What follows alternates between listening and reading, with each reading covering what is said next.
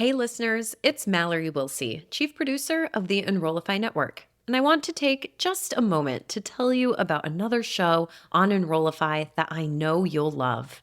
The Hidden Gem is a new show hosted by Maya Demishkovich, CMO at Carroll Community College. This podcast is dedicated to empowering community college presidents, leaders, and marketing and communication professionals with the knowledge and insights that you need to harness the full potential of strategic marketing and communications within your institution. New episodes drop every other Monday, and you can subscribe to the show by visiting podcast.enrollify.org or just search for The Hidden Gem wherever you get your podcasts.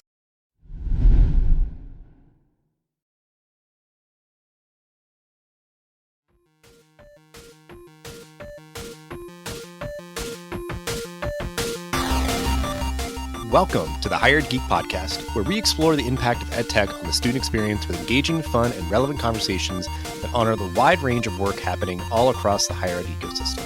I'm your host, Dustin Ramsdell, Community Engagement Lead at Pathify. Join me every week for discussions with some of the best minds in education technology. The Hired Geek Podcast is a proud member of the Enrollify Podcast Network, a robust collection of shows designed to help higher education professionals like you grow every day. Explore all of our other shows at enrollify.org or check out some of my personal favorites linked in the show notes below. Enrollify is made possible by Element 451, the leading AI-powered all-in-one student engagement platform helping institutions create meaningful, personalized, and engaging interactions with students. Learn more at element451.com. We are here for a conversation sort of revisiting from a few years ago the work of an organization that I'm a big fan of, aware of them when I lived in Baltimore is where they're based, but just kind of seeing a lot of what they're doing.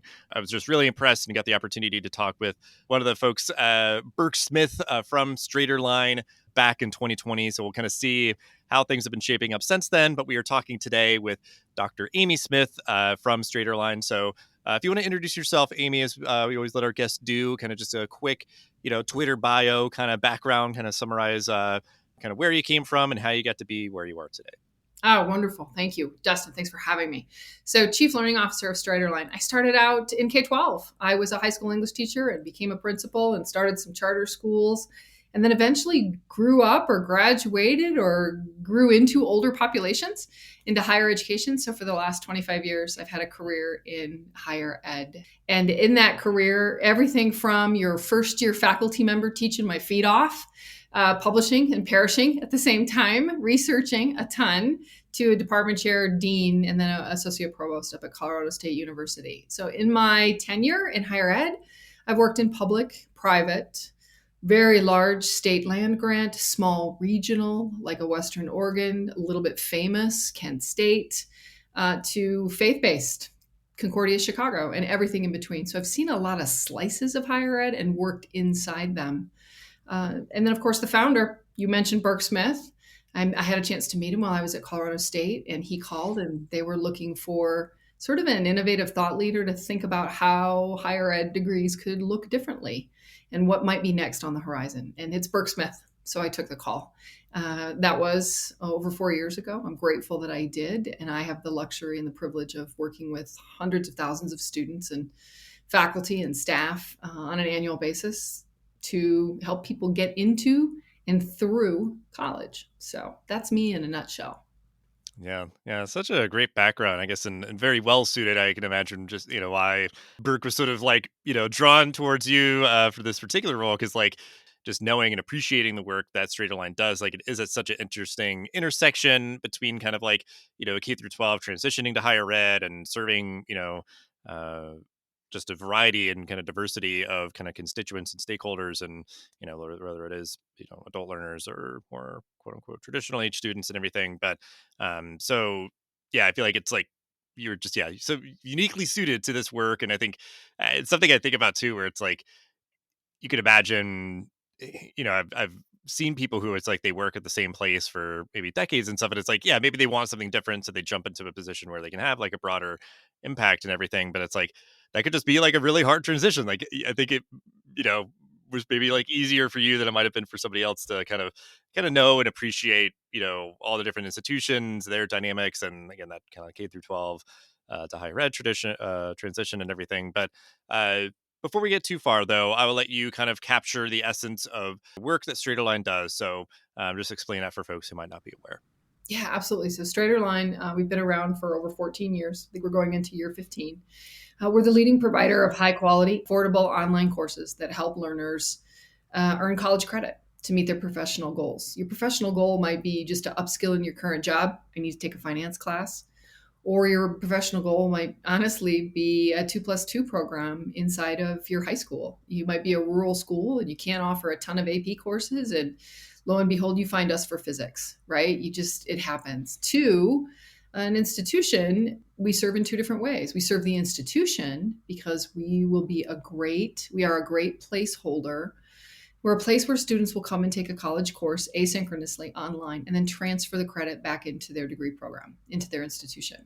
We partner with over, I want to say about 170 institutions. And on a given year, we serve annually about 45,000 college students. And of course, we also have CCEI, which is early childhood. So we round the picture out at about 150,000 learners a year and a portfolio of over 200 courses. So you can imagine we get to watch a lot of people come into our ecosystem, and we keep you tethered to the institution and the university, right? The university might refer you and say, you need prerequisite courses for X degree, a nursing degree. And all of a sudden you have to find an anatomy physiology class at a community college right now. You can do that. You can sign up with me on Monday at 8 o'clock and be in a class by 8:30. So we can start you and you can work at your pace and complete the course when you need to in a way that fits you. And so if you have to do homework at midnight after you put the kids to bed, which a lot of learning adults do, you can do that. And if you want to get tutored in anatomy and physiology on Sunday morning at 6 a.m. before everybody wakes up at home, you can do that too. So we're sort of a niche provider. We serve learners and everything from high school all the way through adults. And we serve institutions by keeping their students in school, persisting, retaining them, and helping them graduate. Because there's nothing like that phone call that we get at StraighterLine, which is the senior who forgot to take Econ 201 right now, and they want to graduate on time. That's the one I love. Every spring we get phone calls of, do you have ... because people want to graduate on time and they can't get into a section of something. We're sort of an institution partner. We really are. And we're also a student partner because we're helping you get in and through school, whatever your goal is. Hope that makes sense. Yeah. And I've always like the kind of way that it supports student goals was always a lot more clear to me. And I think I want to talk more about kind of serving institutional goals too. But like throughout everything, it's just that flexibility is sort of feels like a big theme. But it's like, well, yeah, I'll do a asynchronous kind of self-paced experience, to kind of just check off like a course while, I maybe normally would have been taking a full load during a semester. It's like, well, I'd rather not like, lose all my momentum because I feel like there's so much of like a momentum kind of feeling with like studying sometimes if it's like, if you're out of school for a long time, it can be really hard to kind of ratchet that back up. But the funny thing is that when I talked with Burke before for the podcast, this was like early 2020. So I don't think we really had any idea what was coming, really has accelerated many trends for higher education, these past few years. Just from your perspective, because you had like just come on at that time when when I looked back and was like double checking, going to do my research, like I was like, oh wow, that was interesting. The last podcast episode we had was just when you were starting, but and that was such a pivotal time. So, with you coming on, a very eventful, few years since 2020, like what have you been seeing like in terms of the work of StraighterLine? How has that been, evolving, changing, or just what are the dynamics and kind of anecdotes over like the past few years that you feel like are kind of indicative of sort of the work that you've been doing? Oh, thanks for the question. It's a great question. So one of the things we noticed, of course, everybody did post-pandemic, is the debate between online or face-to-face education is not permanently solved, but definitely quelled, right? The debate is the quality of online education as a conversation has shifted. So it's absolutely still a conversation. It always should be. But the acceptance rate, I think out of need, requirement, necessity, right? You've got COVID and everybody goes online really quickly. And then all of a sudden faculty teaching online who normally was not in their delivery modalities, right? Wasn't really what they signed up to do all the time, realize, wow, this is quite frankly, hard and real. And been there, done that as a faculty. I remember that transition thinking, I'll just put things online and realizing it's a completely different ballgame. So the acceptance of online education, we've definitely seen. And of course, we've seen the growth, adoption from learners and adoption from institutions taking our credit to parallel that. The other shift I think that aligns to that is a shift in consumer demand. I think the student is different. So coming in 4 or 5 years ago into StraighterLine, it was learner driven. We are a learner agency system. Learners drive their degree. They come to StraighterLine because I need X. I might need a prereq. I need to graduate, honestly, or I need to get confident and get into school. Or I love this one. I need to take a finance class because I'm applying for an MBA and I don't work in the finance division of my company. Like there are 1,000 reasons people come to StraighterLine, and it works for all of these reasons.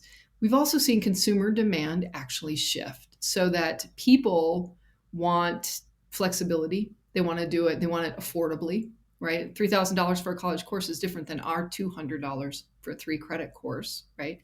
Big variable in that. Of course, you can't get a degree with us, so we can save you money, but we can't save the entire life of your degree, nor is that our business model. And then in that demand, we're also seeing learners, adult learners, they want their degree to do something for them. The conversations around micro-credentials and credit for prior learning and prior learning assessment and PLA and start where I am. Come to my table.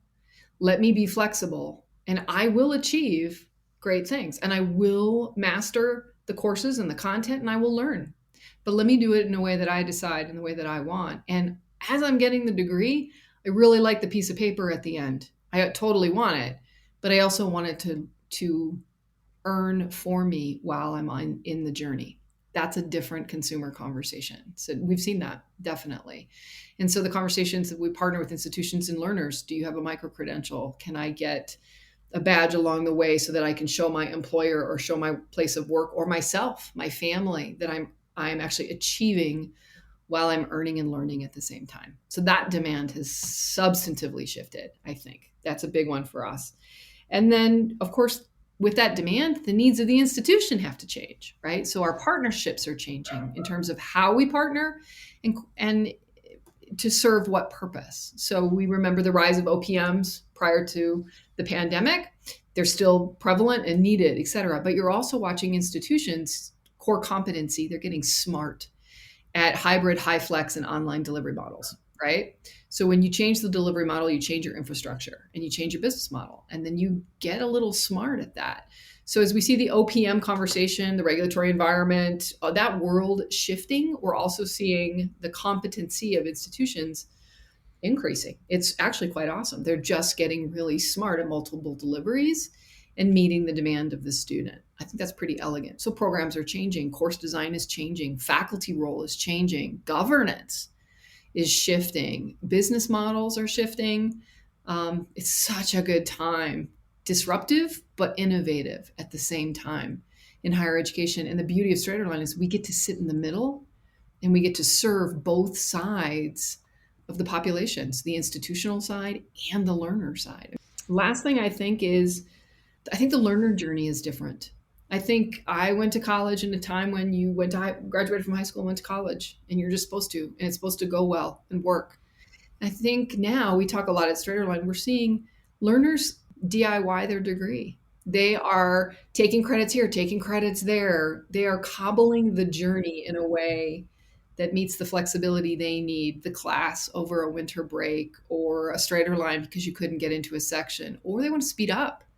They're seniors in high school and they take their community college courses or they take StraighterLine class to go into college with credits. So I think the concept of hacking, DIYing, that everybody transfers something is becoming more the norm than the side conversation that it used to be. Those are sort of the 4 trends we see and we've seen over the last 4 years. Then when I came in, and I love Burke for it, he predicted them. He knew they were coming. And we had the luxury of his foresight and his forward thinkingness, to make up a word, to be able to follow along and glop onto a bigger vision in terms of how you can parse a college degree and that a learner can drive his or her or their own journey and be their own agent. hearing how the organizations or the institutions that were like really well primed for this moment, like as they're coming out the other end, they're just in kind of a healthier place. Like, and I feel like in all senses of the word, where like it was a tough time for a lot of people for a lot of reasons, and if it's just sort of like the organizations that had a little bit more foresight, and I think it's just this sort of short sightedness has been kind of proven out to be that much more sort of like detrimental. Like you've got to sort of be able to like view out towards the horizon a little bit and kind of be steering towards that versus just sort of like, whack-a-mole each kind of issue or problem as it comes up, or kind of like, yeah, you're making these huge cuts, like layoffs or something. And it's like, well, yeah, that'll save you for a little bit. But then like, you're just lumping all the same work that you had to do yesterday onto fewer people who are going to be more miserable and probably leave or what, you're just not going to be as effective. So I think it's just that idea of like, you know, yeah, like you said, it's like I don't think it would have been, we flash back to like 2019 if people were saying like, oh, more like on demand, like, short courses and digital education, like, this is where the future is going. Like anybody would have said like, oh yeah, I guess you're right, but I don't know, like not for us, or I don't know, not yet or whatever. And it's just like, wow, you really kind of got like egg on your face and, that sort of thing. So it's the idea of like, you can never fully predict. Obviously something like the pandemic having like just really kind of hammered that point home and made a hard time that much harder. So I guess that's kind of like as a, like a leadership lesson in the idea that like an organization like yours can kind of enter into this just new age now of like digital transformation, like you said, like certain things like, there's still some naysayers around digital education or anything else, but it's like the debate has kind of maybe quieted a bit. Do you see yourself as sort of like trying to kind of like be really responsive and that sort of thing? 'Cause again, I think that's sort of a differentiator between obviously like a higher institution. So the first thing is the luxury of being StraighterLine, the privilege of being StraighterLine is I don't have an accreditation governance structure. All of our courses are absolutely ACE recommended for accepted credit, right? Which is why over 2,000 schools take our credit. We get that. Like, absolutely. That's our quality. That's our good housekeeping stamp. I want a team of faculty looking at my Bio 101 class and telling me it meets the muster. Honestly, because I want the student, the learner who takes Bio 101, when they go to Bio 102, they've learned it. Like, I don't want them failing the next class. They need to master a course to carry it with them, not just to earn credit. You actually have to learn this stuff and then use it for the rest of your degree and the rest of your life, right? Like that's ultimately the goal. So take that idea. So we don't have that governance structure. I don't have at Colorado State, I had literally 38 approvals to get a program launched. So we could have a great idea, but I can't launch it for 2 years. Like there is no physical way to do that. The system is built for a decentralized governance structure. Totally makes sense. Completely get it. Need faculty voice, but that doesn't make you super agile, which is why institutions put the innovative department over in the professional studies side of the college and create a different division. For us, what we've seen around that innovation is three things, I think. First off, we evaluate courses all the time. Do we still need it? Is it still valid? Because you're seeing a collapse in humanities and a conversation around the value of a 4-year degree that's a liberal arts degree. That's a real conversation, particularly in such a technological world. And we're back to micro-credentialing and smaller bouts of learning, right? We're into smaller chunks of learning that are industry identified, that might be certified or might be a certificate or a badge or whatever it is, but that people get what an MS Microsoft certification is. Like we get it. Well, we're going into that direction and we're watching for that. So we add courses and add certifications to meet that. So from a program perspective, we change out our areas of focus all the time. Point being, we've seen a recent increase of students, learners who are going into nursing or education fields to the point where, I mean, we're talking 45,000 students a year, and I've got a 20 to 30% increase of that population raising their hand saying, I want to go into healthcare. Well, then everybody needs medical terminology. Everybody needs anatomy physiology. Everybody needs, there are some basic general prereqs for healthcare. So we see a surge and a rise in that. We built out the portfolio to meet that. So we are now meeting the needs of potential teachers, early childhood with CCEI, all the way in K-12 education, and also in healthcare, nursing, phlebotomists, dental hygienists, et cetera, et cetera, et cetera. We see a ton of that. And so we're concentrating in verticals where we might not We didn't used to be honest with you. We were gen eds, still have all of them. That platform still exists. And then an example of the gen eds, we're seeing an increase in sciences. When you go to COVID, how do you do science lab if you can't go to lab? Actually, I love this one. How do you be a community college baseball team on the road in the spring and still get your biology lab done? You probably need a virtual lab or a home lab kit or another way to do a lab. That's us, right? So we see a rise in sciences as well, and we change the portfolio. So one way we do it is we honestly change what we offer. We retire courses and we add new ones depending on institution trend, workforce trend, or learner trend, what they're actually asking for, and the verticals, the jobs that they're going into, because they're high need jobs. The other thing I'd say, let's go down that AI road, if you don't mind for a second. That actually changes for us. We've incorporated AI assignments and assessments into our courses, which is interesting because if you think about it, not only are you demonstrating in a class when you take a final exam or do a final project, you're demonstrating knowledge and skill, right, for the learning outcomes of that course. But now you're going to use an AI tool to do it. So now you're also demonstrating knowledge and skill in a new technology. So we've added the new technology into courseware to enhance not only the learning experience for the student, curricular design on our end, but also the demonstration of the performance assessment for the students so that they become competent in additional tools. So we're watching it, we're trying to rise up to it, and we have the privilege and honor of being agile. You're trying to be as responsive as you can to as many sort of, stakeholders or trends and all that. It's like, you obviously don't want to be like kind of almost like too frantic or something, I guess is the word I'm thinking of. And, be thoughtful about it. Cause it's even that idea of choosing to go the route of like, well, how can we integrate AI into maybe like existing courses to update them versus like building out dozens and dozens of like AI courses? Cause I feel like I'm sure that some people it's like, well, it's kind of intimidating. It's a super new thing. Like, how does that apply to me and all that? If it's just a sort of like artificial intelligence, infrastructure, whatever, it's like, I don't know. Like, do I need that? Like, I don't even know. Like, is that going to be too hard or something? And it's like, well, AI is going to impact everything. If it's just sort of already, if it's integrated into already existing courses or, like you're just getting more exposure to it and normalizing it, like you might need to like lead more with that. I'm thinking of this for the straighter lines of the world or an institution. It's like, that idea that like, yeah, like it probably would take them 2 years to, launch it anyway. But that idea of like, we got to do masters and bachelors in AI and do all these AI courses. We got to do all these. And it's like, maybe like, but it's still so early and you don't want to get almost like too frantic of just sort of like squashing this over here. Cause it's like, I don't know. We don't need to do that anymore. Cause we got to do AI, everything all day, every day, all the time. Like, and it's like, let's kind of work our way there. But again, be aware, be mindful, be keeping that eye on the horizon, be sort of thoughtful and intentional about how you're sort of uh, keeping existing courses current, keeping that library not almost like that idea of like overwhelming where it's like we have 5 million courses or something. It's like, how do I even find what I need? There's like, like it's just this sort of like massive, thing. It's like, well, let's try to keep it like lean and focused and relevant and, recognize even just sort of the broader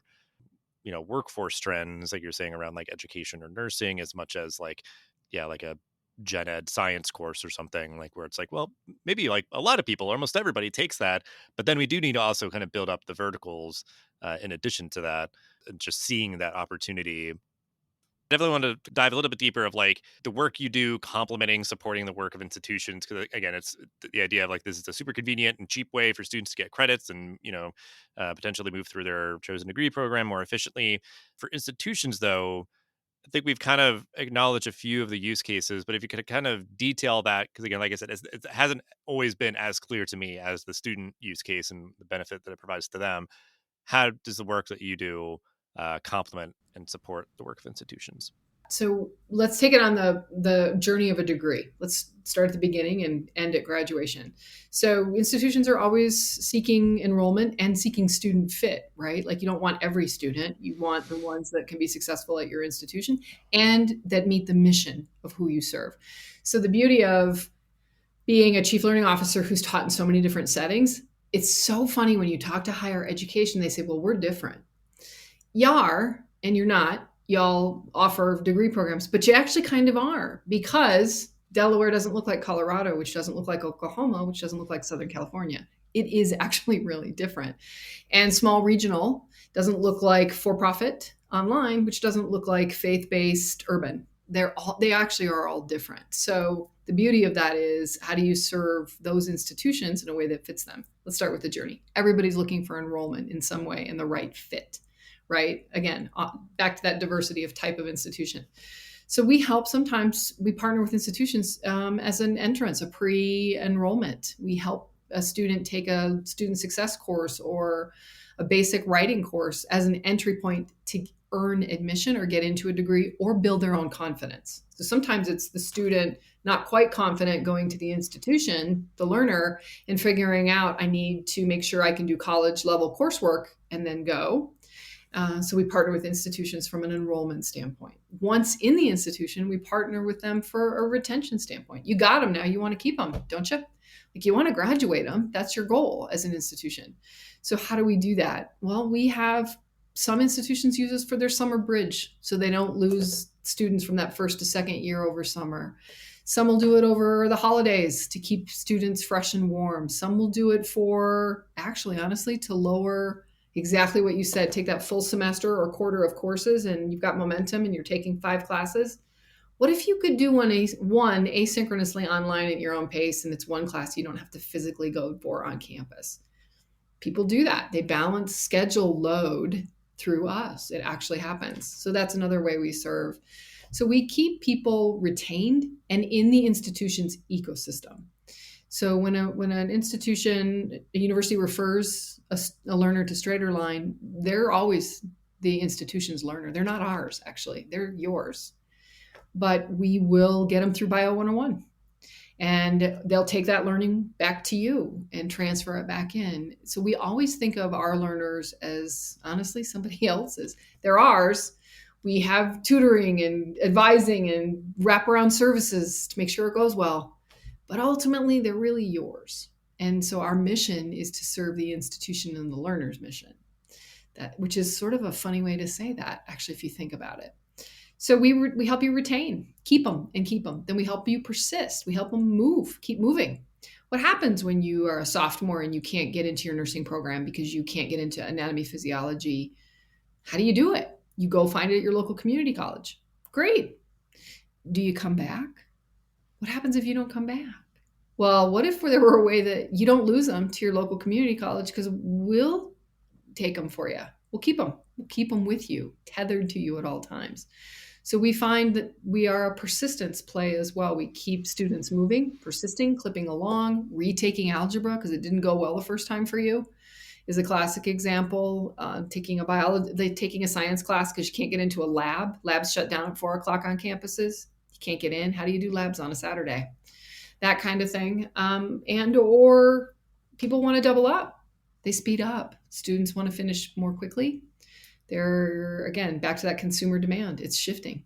They are changing how they think about a 2 and a 4-year degree. So we'll see students come to StraighterLine, learners. Nobody really takes 15 classes. On average, learners take 1 or 2, sometimes 3, but not usually more. So they take 1 or 2 and keep moving. They might jump ahead in their credits and get a lighter load a particular semester for their work-life balance. Or they might just have a tough prereq coming up, like stats is a classic example. We see statistics in the summer go off the charts. Everybody takes stats by itself in the summer. It's easier that way. They can focus, right?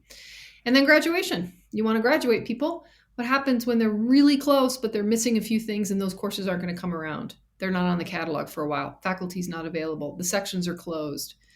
We're really good to help you get students over that last hurdle. An example would be, we have a partnership with Grambling, and Grambling really uses us to help their people finish. And it's that one student who has one course left, and that was the course they forgot to take as a sophomore or couldn't get in.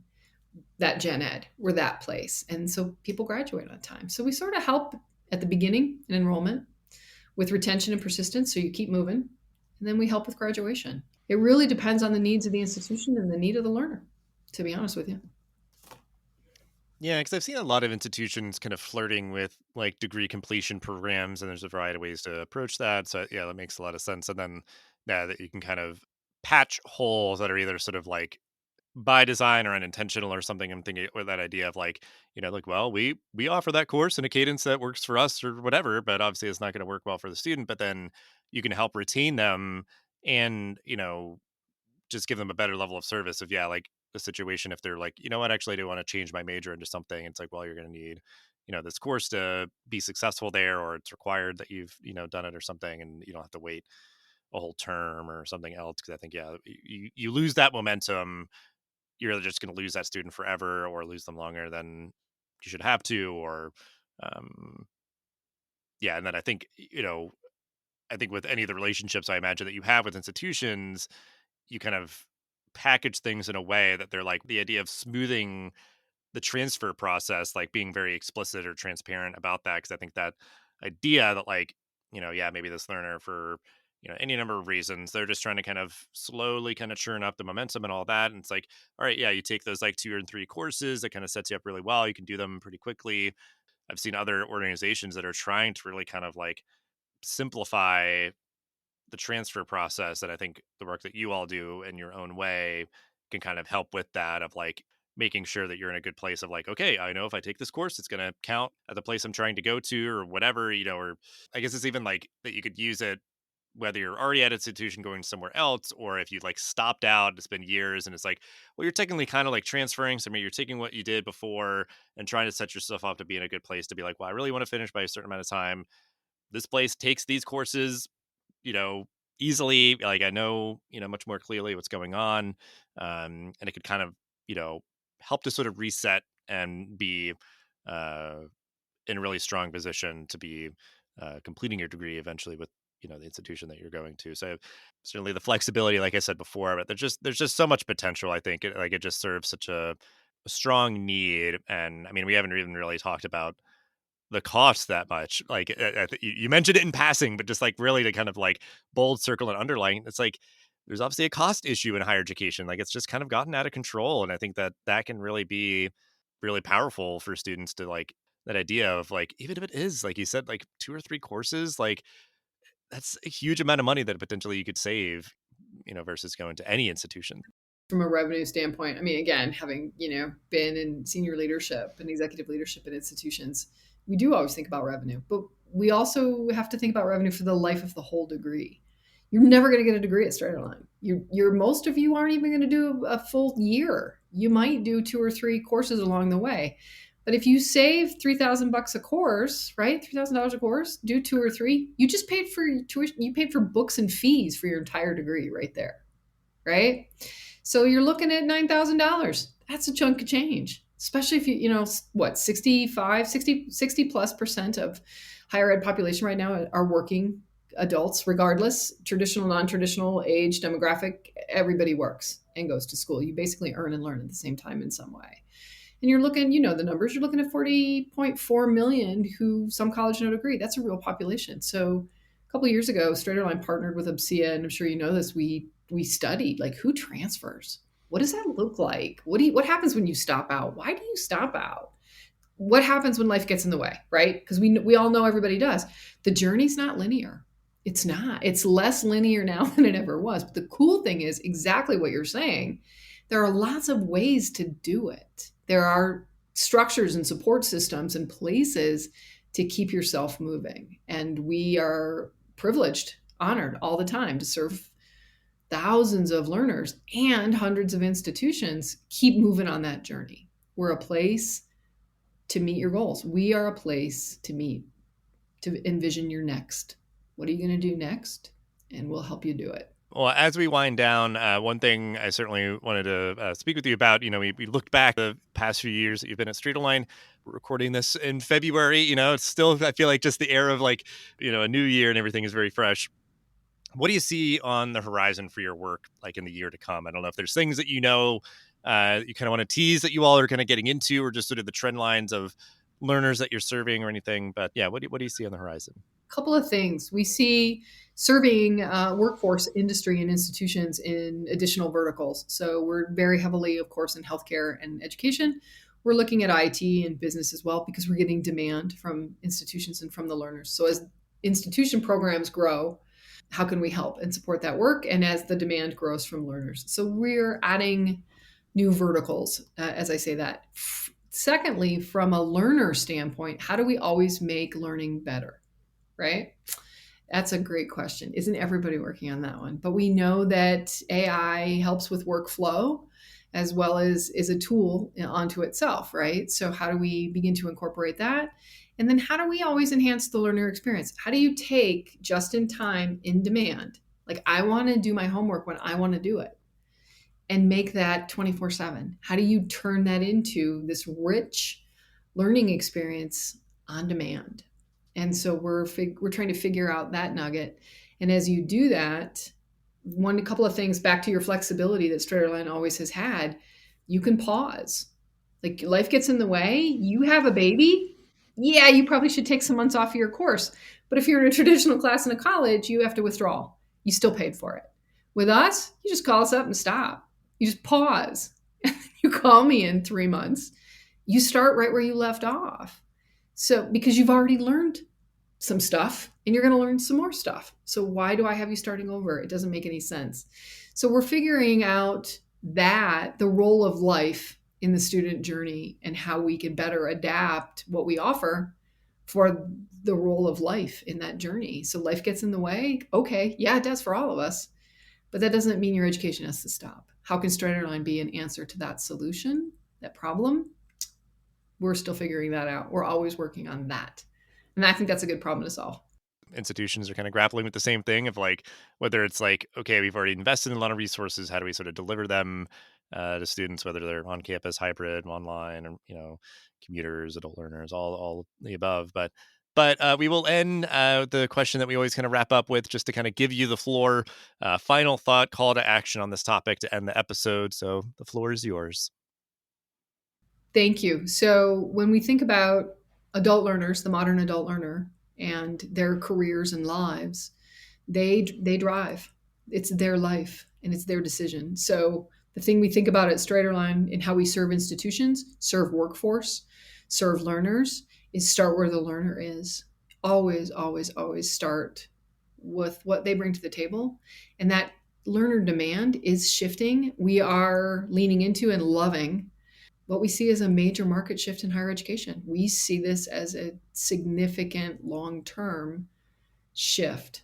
I think that makes it an exciting place to be. I think there are challenges in higher ed. There always are. But for us, we get to be at the forefront of those challenges, and we get to be in partnership with so many stakeholders, like you'd mentioned at the beginning, in helping to solve some of those really big problems, in serving communities all across the United States and helping people get to the job, the career, the life, the goal that they have decided. It's really great to kind of revisit the work that StraighterLine is doing after a few years on the podcast here.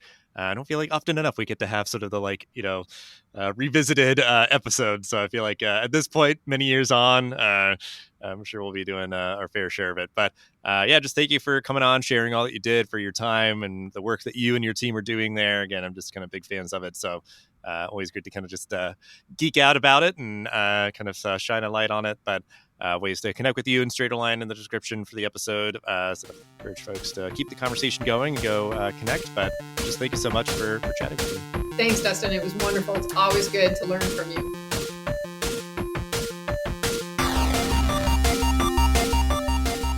The Hired Geek Podcast is a part of the Enrollify Podcast Network. If you like this podcast, chances you'll like all the other Enrollify shows too. Our podcast network is growing constantly, and we've got a plethora of marketing, enrollment, and higher technology shows that are jam-packed with stories, ideas, and frameworks, all designed to empower you to be a better hired professional. Our shows help you find your next big idea and feature a selection of the industry's best as your host. Learn from people like Jamie Hunt, Seth Odell, Dave Kibbolds, and Eddie Francis, as well as so many other of your favorite leaders in higher education. Enrollify is made possible by the support of Element 451, a leading AI-powered, all-in-one student engagement platform helping institutions create meaningful, personalized, engaging interactions with students. Learn more at element451.com.